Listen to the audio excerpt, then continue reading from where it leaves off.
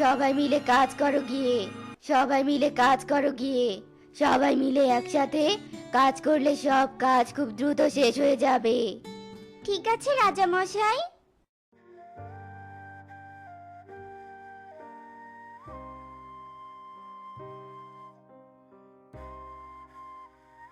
এরপর বনের সব পশু পাখিরা কোদাল নিয়ে শুকনো পুকুরে যায় আর পুকুরের মাটি খনন করতে থাকে। সবাই মিলে একসাথে মাটি খনন করার কারণে কাজ খুব দ্রুত হয়ে যায়।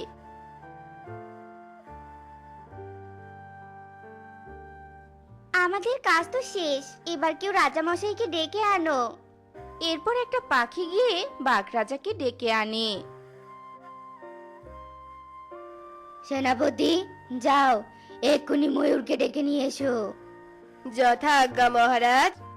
সেনাপতি ময়ূরকে ডাকার জন্য ময়ূরের বাড়িতে যায়, কিন্তু ভাগ্য খারাপ হওয়াতে সেনাপতি গিয়ে দেখে ময়ূর মারা গেছে।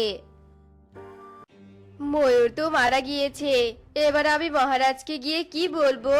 আর এখন আমরা জলই বা কোথায় পাবো? না, এখানে দাঁড়িয়ে থেকে ভাবলে চলবে না, আমি বরং ফিরে যাই।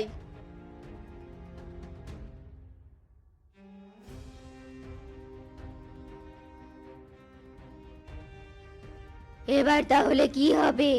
আমার রাজ্যে কি তবে জল আসবে না?